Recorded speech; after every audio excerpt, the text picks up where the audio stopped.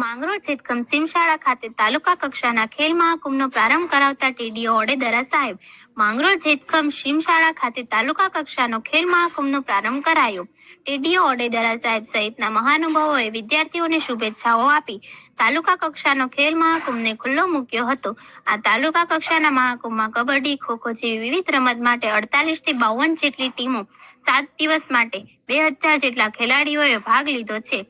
આ પ્રસંગે ટીડીઓ ઓડેદરા, પાલિત પૂર્વ પ્રમુખ અને ઘાંચી સમાજના પ્રમુખ મોહસેન ઝાલા, વિવિધ શાળાના સ્ટાફ, સામાજિક આગેવાનો, વિદ્યાર્થીઓ અને રમતગમતના કોચ સહિતના લોકો ઉપસ્થિત રહ્યા હતા.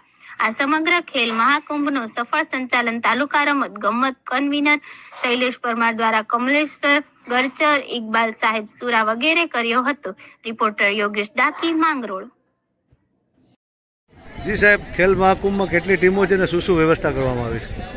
આજરોજ માંગરોળ તાલુકાની ખેલ મહાકુંભની રમતના કન્વીનર શ્રી શૈલેષભાઈ પરમાર, આજરોજથી શરૂઆત થતી ખેલ મહાકુંભની કબડ્ડીની ભાઈઓની સ્પર્ધા, જેમાં આજે 48 થી 52 જેટલી ટીમોએ ઉત્સાહપૂર્વક ભાગ લેવા માટે આજે આવેલા છે. જેમાં આજરોજ ભાઈઓની કબડ્ડીની મેચ આ 3 ગ્રાઉન્ડની અંદર અને જેતખમ સીમ પ્રાથમિક શાળાની અંદર આયોજન થયેલું છે. એ જ રીતે આવતીકાલે બહેનોની પણ આ જ ગ્રાઉન્ડમાં સ્પર્ધાઓનું આયોજન થવાનું છે. એ રીતે ખોખો, એના પછી યોગાસન, વોલીબોલ અને એથ્લેટિક્સ, આ રીતે 7 દિવસ સુધી અલગ અલગ રમતોની સ્પર્ધાઓ જેતખમ અને વિવેકાનંદ ગ્રાઉન્ડની અંદર આયોજન થવાનું છે.